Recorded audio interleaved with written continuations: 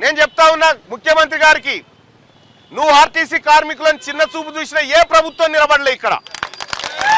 RTC కార్మికుల తెరవచ్చినటువంటి గతంలో RTC కార్మికుల తెరవచ్చినటువంటి చంద్రబాబు పోయిండు, గతంలో ఆర్టీసీ కార్మికుల తెరవచ్చిన కేసీఆర్ పోయిండు. నీకు ఆ గతి తప్పది. ఎందుకు చెప్తా ఉన్నామంటే ఆర్టీసీ కార్మికుల శక్తి ఏందో మీకు తెలుసు. నిత్యం కోట్లాది మంది ప్రజల శరీరాలతోని హలో ఇచ్చో, టికెట్ ఇచ్చో, హలో అనుకుంటానో, వాళ్ళని పలకరించుకుంటానో నిత్యం 1 కోటి మంది ప్రజల్ని కలిసేటువంటి ఆర్టీసీ శక్తి. ఇలా కొన్ని వేల మంది కార్మికులు ముక్త కంఠంతో అన్ని సంఘాలు, అన్ని విభాగాలు సమ్మెకు మద్దతునిస్తున్నటువంటి సందర్భంలో ప్రభుత్వం వెంటనే దిగి వచ్చి సమ్మె పరిష్కారానికి బాటలు చూయించకుండా ఈ సమ్మెను మరింత జటిలం చేసి, ఈ సమస్యను మరింత జటిలం చేసేటువంటి కార్యక్రమాన్ని తెగబడ్డది.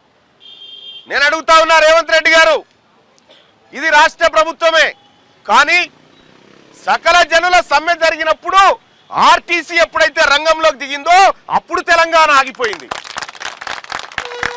కేసీఆర్ నిమ్మరసాల దీక్షలకో, కాంగ్రెస్ ఉడత ఊపులకో తెలంగాణ రాలే.